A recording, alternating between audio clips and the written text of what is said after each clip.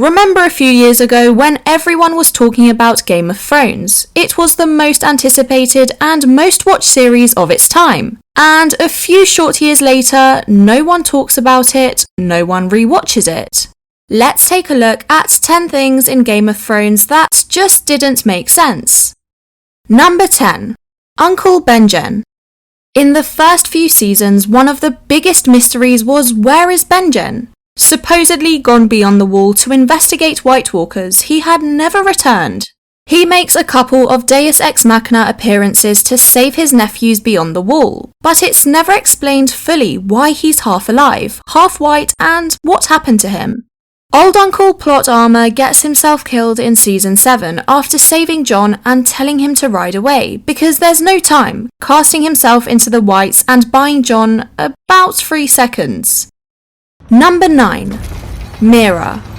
Talking about things that don't make sense, this girl pulls Bran around on a sledge for seasons at a time, defends him from whites, looks like she has a big part to play, and then just goes home. Well, it must be time for her dinner, I guess. Quick word for her father, who aside from Ned is the only survivor from the Tower of Joy scene, only to be never heard of again. Clearly disappearing runs in the family.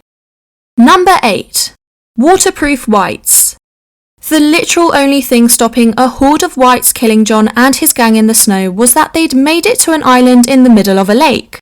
It seemed as though the whites couldn't swim. They attacked it when it was proved the lake was frozen solid.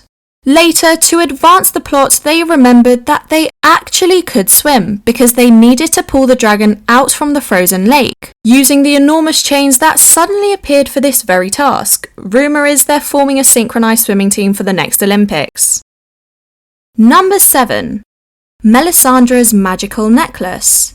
It's safe to say Season 6 shocked us, revealing that young attractive red woman Melisandre was actually a catfishing ancient decrepit wreck once she removed the magic necklace she wore.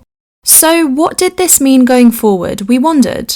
Well, as it turned out, nothing. It's lost some of its shock factor when firstly, it didn't matter because her age and real state wasn't used in the rest of the plot.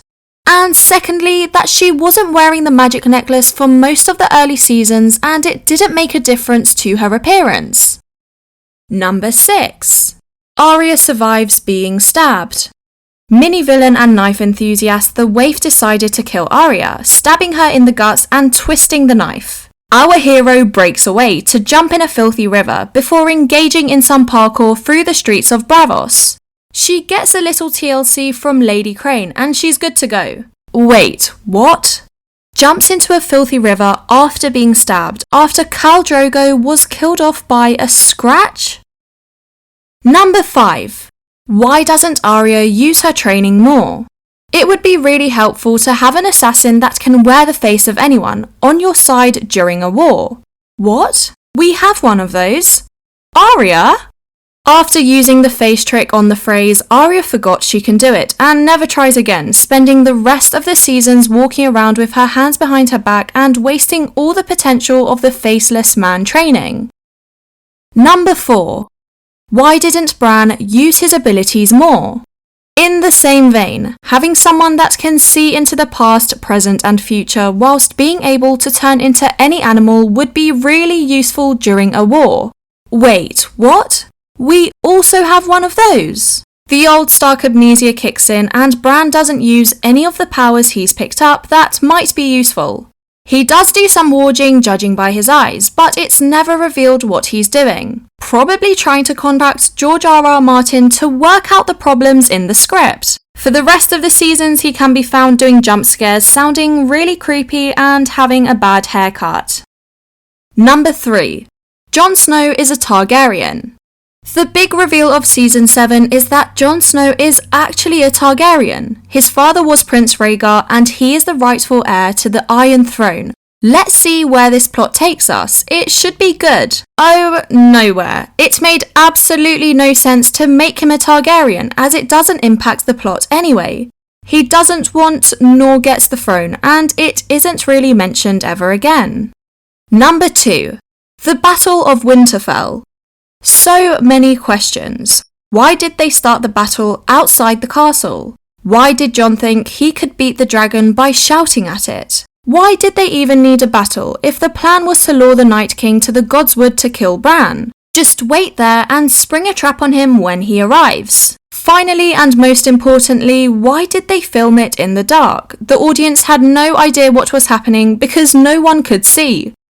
It was like being in a black hole during a power cut. Number 1.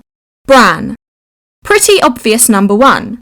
Why on earth would Bran be chosen as the new king? You could name any other character and they'd have a better reason for being the king or queen. Even Hot Pie.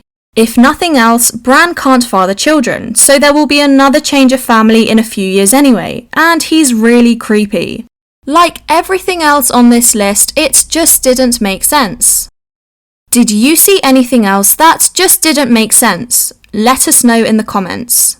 If you enjoyed this video, give us a thumbs up and hit the subscribe button for more videos like this. Thank you for watching and we'll see you in the next video.